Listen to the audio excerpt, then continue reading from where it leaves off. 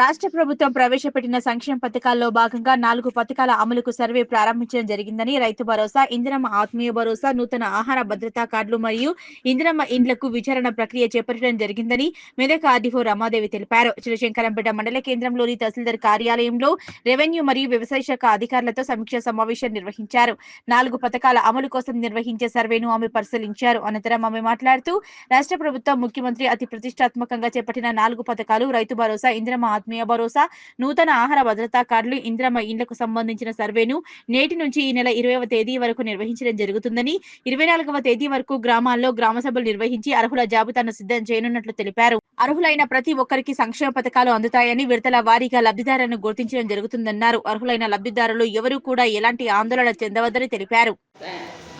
RDO Ramadevi, RDO Medak, Shankarampet మండలిని teams ఏ విధంగా పనిచేస్తున్నాయి చూడడానికి వచ్చిన. ఈ రోజు నుంచి 16 నుంచి 21 వరకు సీఎం గారు ప్రతిష్టాత్మకంగా మొదలుపెట్టిన 4 స్కీమ్ల గురించి ఫీల్డ్ లెవెల్కి మన టీమ్స్ అందరినీ కూడా పంపించడం కోసం ఇక్కడికి రావడం జరిగింది.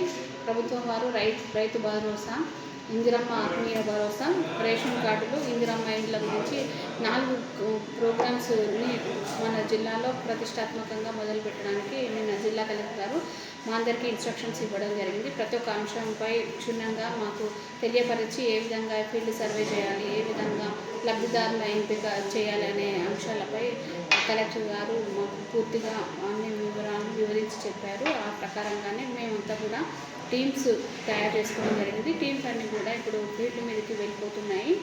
ఇంకా సర్వే మాకు ఆల్రెడీ ప్రింటెడ్ డేటా ఉంది. దాని ప్రకారంగా మేము మొత్తము ఫీల్డ్ లెవెల్కి వెళ్ళి ఎవరైతే అర్హులో వారికి సంబంధించిన పూర్తి వివరాలను సేకరించి ఈ 4 స్కీములు గౌరవ ముఖ్యమంత్రి గారు ప్రవేశపెట్టిన ఈ 4 స్కీములను కూడా ప్రతిష్టాత్మకంగా మేమంతా కూడా ఫీల్డ్ వెళ్ళి ప్రతి ఒక్క అంశంపై క్షుణ్ణంగా వెరిఫై చేసి స్కీమ్స్ 4 స్కీమ్స్ కూడా సక్సెస్ఫుల్గా పూర్తి చేయడానికి మేము ఇక్కడ పనిచేయడానికి మేమందరం కూడా సిద్ధంగా ఉన్నాం. Thank you.